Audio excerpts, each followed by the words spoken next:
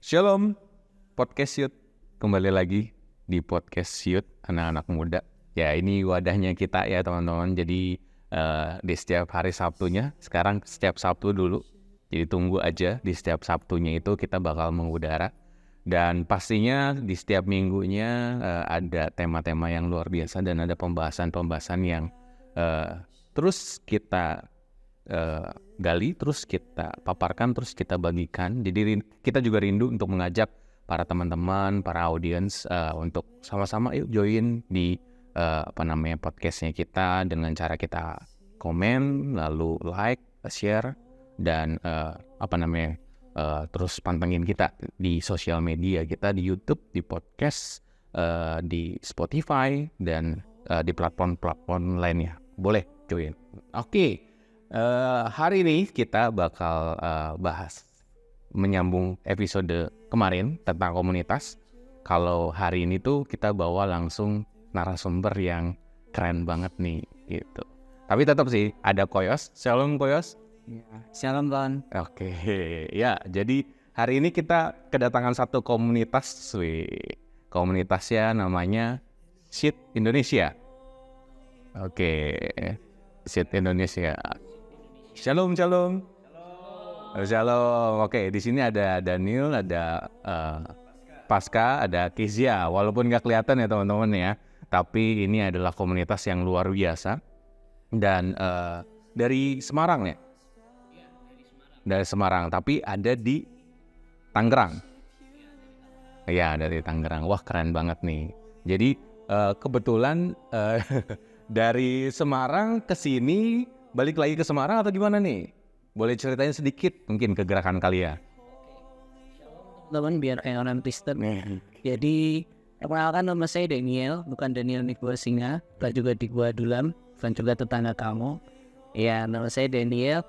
Puji Tuhan, Tuhan Yesus itu mempercayakan sebuah kegerakan waktu itu awalnya di PMK Tabungan Sekolah Semarang, Kak Antap sama Kak Yos. Itu persekutuan mahasiswa Kristen. Puji Tuhan di tahun 2022 tanggal 5 Januari kita sama anak-anak mahasiswa sekota Semarang itu kita sepakat untuk kita mendirikan sebuah komunitas di luar gereja. Tapi komunitas kita interdenominasi, namanya Seed Indonesia. Artinya kita ingin menjadi benih buat Indonesia.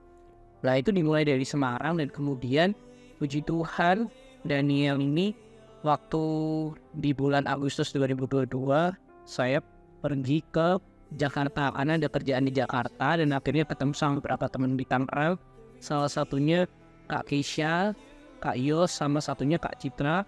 Dan itu kita ngobrol tentang pergerakan di kota Tangerang. Akhirnya kita mulai doa buat Tangerang itu di tanggal 12 November 2022.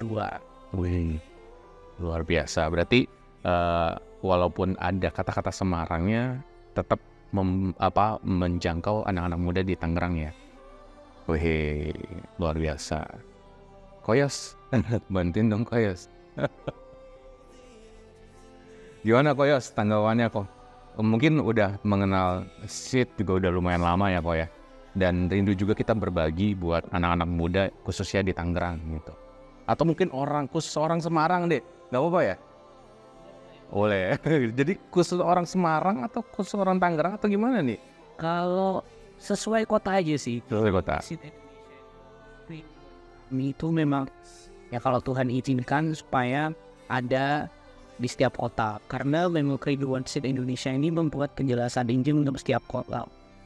Karena ya rindunya untuk membagikan Injil Kristus Yesus untuk setiap kota, dan ada penjelasan untuk anak-anak muda.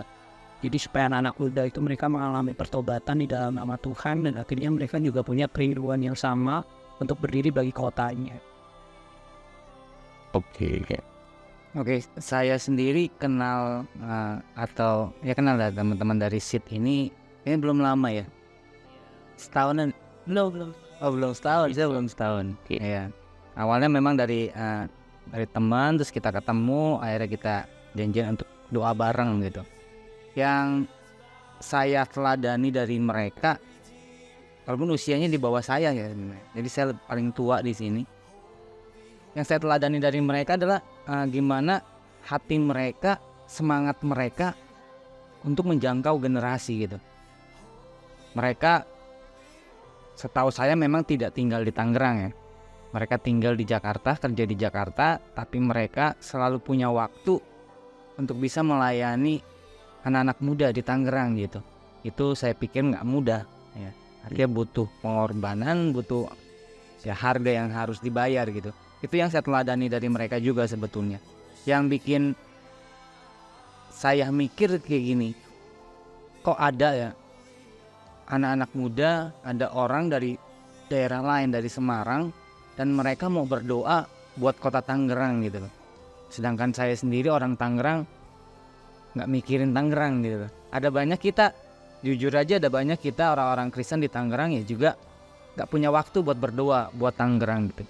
Jadi ketika mereka datang, itu sebetulnya merupakan teguran buat saya supaya saya juga mau ambil bagian, dan banyak anak-anak muda di Tangerang juga mau ambil bagian untuk berdoa bagi kotanya kayak gitu.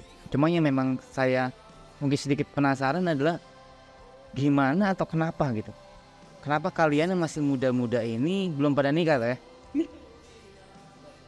Oke. Tapi mau memberikan hatinya buat melayani generasi ini gitu. Itu ya pertanyaan saya sebenarnya. Kenapa gitu? Sampai rela-rela istilahnya gitu ya, keluarin ya mungkin ada uangnya, pikirannya, tenaganya gitu, sampai mau buat melayani anak-anak muda gitu di Tangerang ini. Iya benar. Saya juga orang Tangerang, baru tergeraknya tuh 2008. Mengenal Tuhan, bertobat, lalu kegerakan yang aku lakukan tuh di 2011 sampai 2016 sampai sekarang gitu. Itu dari aku sendiri ya, melayani di jaringan, melayani di gereja, dan melayani di sekolah ataupun kampus-kampus yang ada. Ayo dong berbagi bagi kita. Bahkan kerinduan kita juga bukan cuma yang mendengarkan itu jadi terberkati gitu, bukan cuma kayak ngerasa firman ini membangun diri teman-teman yang dengerin gitu, tapi kerinduan kita kayak ayo anak-anak muda, khususnya orang-orang Tangerang, ayo bergerak untuk generasi ini. Khususnya mungkin bisa kita kategorikan gak jago kandang, bener gak sih teman-teman kita? Aku mau coba jawab ya. Aku Pascal, sekali lagi aku Pascal. Iya. Aku orang Semarang, guys. Ini bilangnya guys ya. Iya. Orang Semarang guys. Terus aku punya kesempatan buat sementara waktu tinggal di Jakarta. Terus kebetulan emang di Semarang juga dulu satu komunitas sama Mas Daniel juga yang bertambah di Wopo. Sebelumnya agak antang. Nah, waktu di Jakarta kita akhirnya bareng-bareng mulai si Tangerang, karena nggak di Semarang kan, di Tangerang, jadi namanya jadi si Tangerang. Nah, kembali lagi kita bahas seatnya lagi gitu kan. Kita kan tadi ngomongin tentang kejelasan Injil. Jadi kenapa sih kok kita mau gerak buat generasi, kita mau berjauh-jauh sampai ke Tangerang, gerak buat anak-anak di Tangerang? Karena yang pertama adalah kita tadi ngomongin tentang kejelasan Injil. Jadi banyak banget orang kita akhir-akhir ini belajar tentang Injil gitu. Banyak banget orang Kristen yang nggak mengenal Injil secara utuh. Jadi most of us itu kenal ngerti kekristenan itu cuma Tuhan sebagai lekat provider, terus Tuhan sebagai mungkin pengurus rencana kita, masa depan kita dan sebagainya. Tapi kita menggali lebih dalam dari itu. Kalau ngomong kejelasan Injil, ternyata Injil ini jauh lebih indah daripada itu semua. Injil Alkitab itu nggak cuma ngomong tentang nasihat berbuat baik. Alkitab itu nggak cuma ngomong tentang tuntunan untuk berbuat baik, tetapi Alkitab ini, Injil itu ngomongin satu kabar baik. Injil kan dalam bahasanya Evangelion, artinya kabar baik, satu berita anugerah. Ketika kita benar-benar tahu anugerah apa sih yang kita terima, kita sebagai orang yang berdosa, orang yang sebenarnya nggak layak untuk menerima anugerah, orang yang nggak akan mungkin selamat, karena setelah kita kenal Injil, bahkan perbuatan baik kita pun udah tercemar oleh dosa. Jadi banyak banget hal yang kita pelajari, dan kita ternyata jadi terbuka, mata kita terbuka kalau Injil itu jauh lebih indah dari itu semua, jauh lebih indah dari cuma sekedar Tuhan itu provider kita, jauh lebih indah dari cuma sekedar Yesus itu penyembuh kita, jauh lebih indah cuma dari sekedar Yesus itu bisa bikin mujizat dalam hidup kita, jauh lebih indah daripada itu semua. Kita menangkap satu hal itu, kita mendapat satu anugerah. Dan ketika kita tahu Injil, kita mengerti anugerah apa yang kita dapat, seketika juga hati kita akan terkalibrasi dan kita nggak akan hidup untuk diri kita. Dalam Kita, ya memang kita tahu kayak kita tuh ada di titik sampai orang lain juga harus tahu berita ini. Nah, Kayak Yesus itu nggak cuma bikin musisi, Yesus itu nggak cuma jadi provider kita nggak cuma berseru kepada Yesus cuma buat ditolong, enggak, jauh lebih daripada itu. Jadi kayak kenapa kita sampai mau dalam tanda kutip mati-matian buat generasi, karena kita juga mau orang itu mengerti kabar baik ini. Bahkan di orang Kristen sekalipun yang masih terjebak di pengajaran-pengajaran yang kurang tepat. Banyak banget kayak ini, sorry to say, kalau kita emang agak tajam di sini gitu. Kalau kita ngomongin banyak banget pengajaran yang cuma ngomongin tentang gratis provider, Tuhan itu penyedia, kalau kita kejar Tuhan nanti berkatnya akan kejar kita. Gak ada yang salah sama itu semua, tapi jadi salah kalau kita lupa satu narasi bahwa ada inisiasi penyelamat Allah untuk hidup kita. Dan guys, itu jauh lebih berharga dari cuma sekedar berkat buat hidup kita, karena itu balik lagi anugerah. Ada satu berita anugerah buat hidup kita. Seketika itu juga, seketika kita tahu kalau hidup kita, guys, gila pokoknya kalau ngomongin tentang anugerah gitu ya, kita jadi kayak udah nggak mikirin hidup kita lagi. Kita tuh hidup kita udah ditembus, hidup kita udah dibayar. Kita itu sampai ngomong kayak gini, God, mimpiku bukan lagi mimpiku, tapi sekarang gue hidup buat mimpimu Tuhan, buat tujuanmu, buat hatimu. Sekarang bukan tentang ekspektasiku lagi, tapi ekspektasi Tuhan. Ketika kita dikirim ke Tawara, ketika kita sampai ke Tawara, ini bukan ekspektasi kita, tujuan kita, tapi kita mau belajar hati Tuhan buat kota Tangerang. Apa sih God's dream buat kota Tangerang dan kota-kota yang lain? Banyak banget sekarang teman-teman di SID Semarang itu mulai dikirim kemana-mana, kira di Tangerang, ada yang sekarang ada di Bengkalis, yang kita berdoa semoga kita juga bisa bangun pelayanan di sana. Terus mungkin beberapa waktu lagi ada teman kita yang bahkan dikirim ke Sumatera Utara dan sebagainya. Karena balik lagi, kita bukan komunitas yang nge-keep orang, tapi kita komunitas yang mau melengkapi orang, equipping, kemudian kita kirim orang itu balik ke gereja mereka, balik ke suku mereka, balik ke keluarga mereka, balik ke tempat di mana mereka berada dan jadi benih buat kota. Itu sih yang bisa gue sampaikan. wih, keren banget, dalam banget. Kayaknya dari pribadi gue sendiri tuh, wah ternyata ada loh orang yang benar-benar punya kerinduan dan punya apa ya, kayak apa namanya, tujuannya itu bukan ya mohon maaf memperkaya diri sendiri, buat apa namanya nyari nama sendiri gitu, tapi untuk kota Tangerang. Wah, itu keren banget sih loh, keren banget kok. Tapi ada nggak sih tantangan untuk itu yang kalian alami gitu? Jatuh bangunnya, membangun pelayanan ini, seperti itu kira-kira. Suka dukanya lah melayani generasi ini. Oke, thank you Teos. Suka duka. Pastinya banyak dukanya ya Nak ya. Dari pastor. Karena sukacitanya tetap Tuhan Yesus aja. Tapi tantangan yang paling penting ketika kita ada di sebuah kota melayani generasi, yang jelas yang kita hadapin adalah orang-orang yang sama. Mereka juga orang-orang yang berdosa sama seperti kita.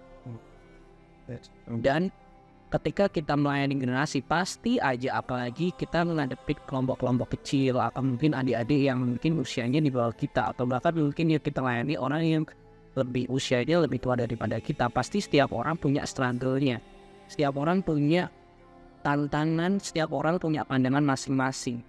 Jadi yang paling penting di tantangan sebuah generasi kalau buat Daniel adalah bagaimana kita mati untuk diri kita sendiri. Itu sulit sekali karena kita nggak akan mudah menerima orang-orang yang kita layani kalau kita nggak selfish, kalau kita nggak mati dulu buat diri kita sendiri. Itu jadi tantangan yang paling penting kalau buat Daniel. Dan kemudian tantangannya yang kita hadapin ya pasti adalah rasa aman dan nyaman kita sendiri kan. Jadi buat kalau kita mau ngelayanin orang nih, contoh saya dari Jakarta Timur ke Tangerang itu kalau naik kereta sekitar 2-3 jam, apalagi kalau nunggu di stasiun Duri itu nunggunya lama banget, kayak nunggu pasangan hidup dari Tuhan, lama banget kayak gitu kan, nggak datang keretanya. Di situ serasa kayak mikir, aduh aku mau pulang aja lah, pulang ke Jakarta Timur, tidur aja kayak gitu, lebih enak tidur di kos kayak gitu, apalagi hari Sabtu, kalau kita persekutuan itu kan hari Sabtu. Jadi rasanya pingin tidur, apalagi Senin sampai Jumat udah kerja, dan Sabtunya malah harus persekutuan, pelayanan, ketemu orang, nulitin orang, kayak gitu, bangun hidupnya orang. Dan yang paling penting adalah rasa aman dan nyaman itu buat diri kita sendiri. Jadi tantangannya yang jelas ada 2 sih Kak Yus. Kalau buat Daniel, yang pertama kita ngadepin orang yang sama-sama juga berdosa, tapi mereka juga dikasihi Tuhan. Yang kedua dari diri kita sendiri, dimana kita pingin ada di zona nyaman kita. Itu jadi tantangan yang benar-benar kita alami. Nah, mungkin kalau dari Keisha, apa tantangannya Keisha?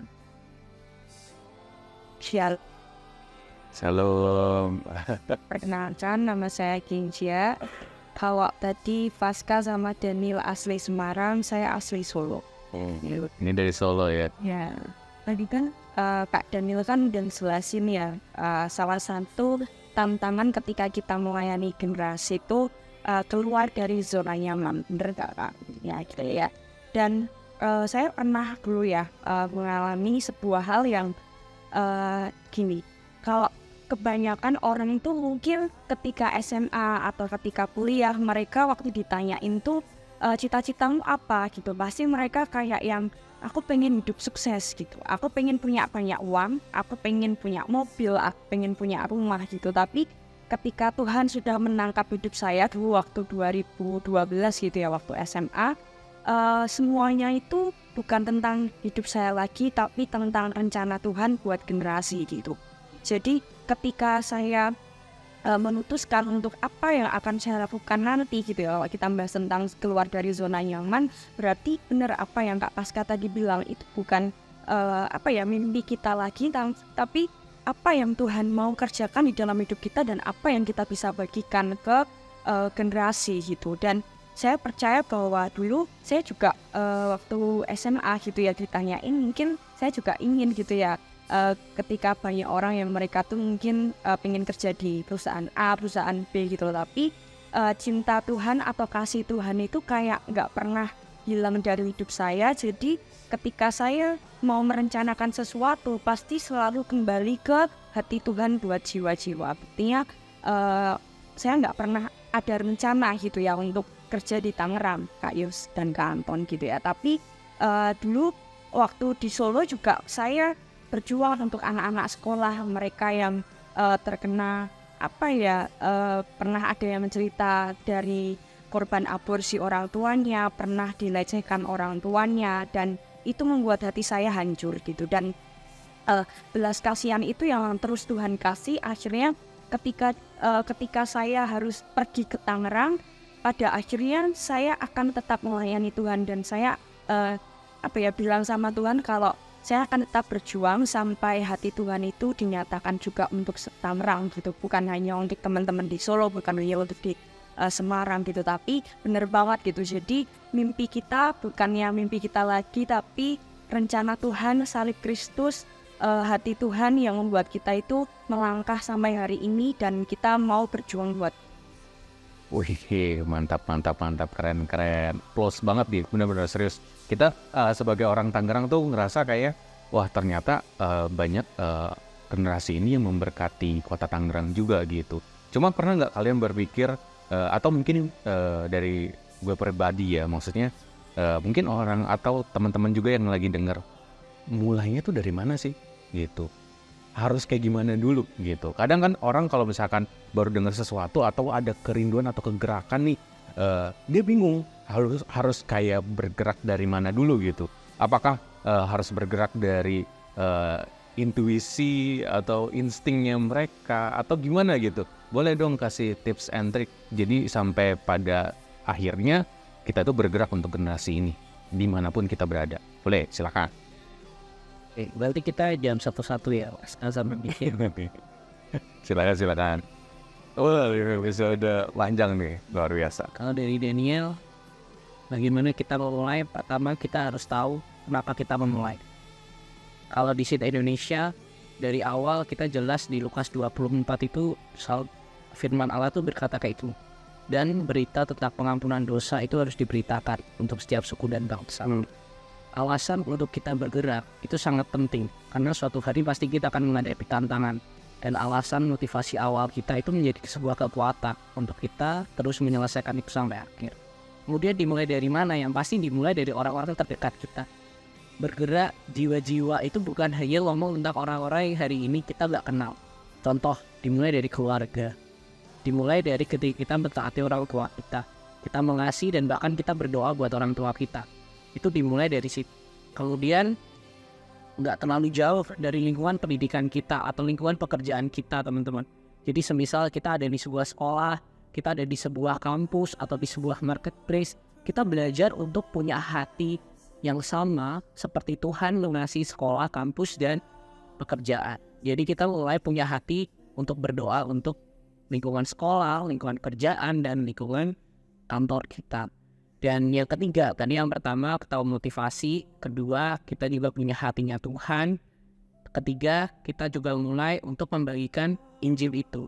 Kembali tadi, apa yang tadi dikatakan Pak Pasca, dan tadi Lukas 24 juga ngomong, membagikan Injil itu gak sesulit seperti kita membagikan sesuatu yang kita gak punya. Karena Injil itu adalah sebuah kabar yang sudah diselesaikan Tuhan Yesus di atas kayu salib.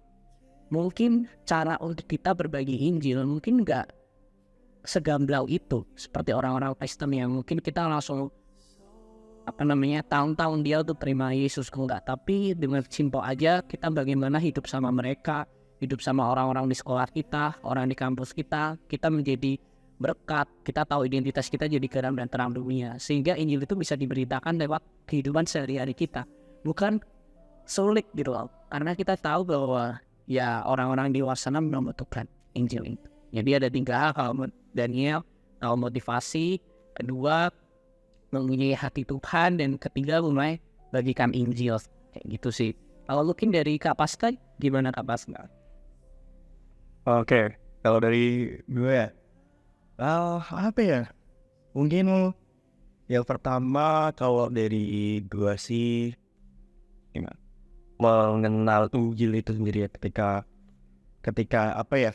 gue belajar tentang kejelasan Injil, balik lagi sih ke apa yang gue bilang awal sih. Kalau kita tahu betapa besarnya anugerah dan sebagainya itu udah ada ruang buat mengasihi diri sendiri, dalam arti udah nggak ada ruang buat kita tuh fight buat diri sendiri, udah nggak ada ruang di dalam hati kita buat cuma diri kita sendiri. Kalau gue awalnya itu tadi, karena Injil mengkalibrasi dan mengubah hati, jadinya gue mulai punya willing buat nge-share ini ke orang-orang terdekat. Mungkin sekarang gue share sedikit gitu ya.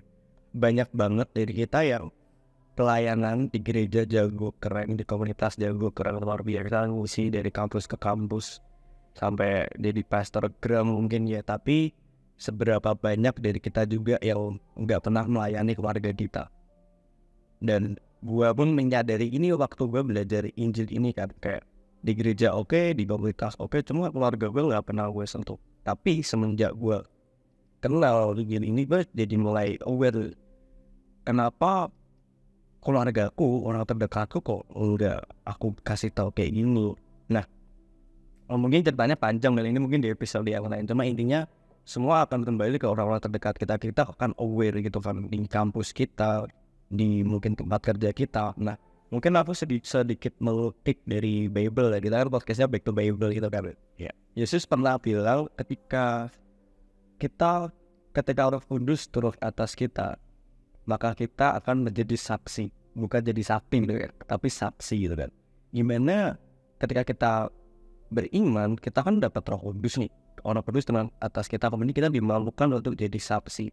Di mana kita jadi saksi dalam perkataan dan perbuatan kita, di mana, di kampus mungkin, di mana, di gereja, bahkan di jalan gitu. Aku keinget beberapa bulan yang lalu aku sharing kan sama temen adik tingkat di kampus tuh gitu kan, loh Kak, kalau kamu punya mindset kayak gitu, kenapa nggak dari awal jadi pendeta aja sekalian, jadi full timer aja sekalian. Nah, ini konsep yang menurutku kurang benar, karena Tuhan itu nggak selalu minta kita jadi full time, tapi Tuhan selalu minta kita untuk punya yang namanya full time. Kalau kita jadi full time di gereja, terus siapa yang bakal menjangkau kampus? Terus siapa yang bakal menjangkau marketplace?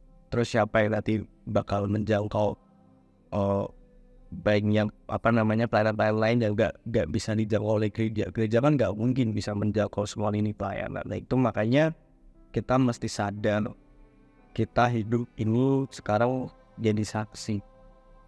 Itu sih kalau dari aku. Kalau dari Kak Vesya mungkin nih.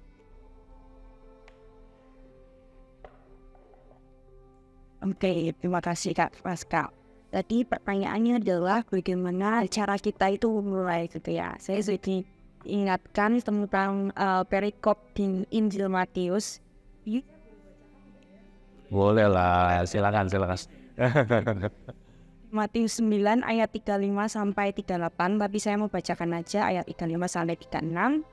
Demikianlah Yesus berkeliling ke semua kota dan desa, ia mengajar dalam rumah-rumah ibadat dan memberitakan Injil Kerajaan Surga serta melenyapkan segala penyakit dan kelemahan. Melihat orang banyak itu, tergeraklah hati Yesus oleh belas kasihan kepada mereka karena mereka di stop dulu ya. Jadi nanti kita bakal sambungin lagi kesaksiannya Kak Kesya gitu. Seru banget nih untuk sharing hari ini tentang komunitas. Jadi untuk kalian yang tergerak, yang rindu untuk dengerin kesaksian untuk komunitas SIAT Indonesia, jangan sampai ketinggalan ya untuk minggu depan.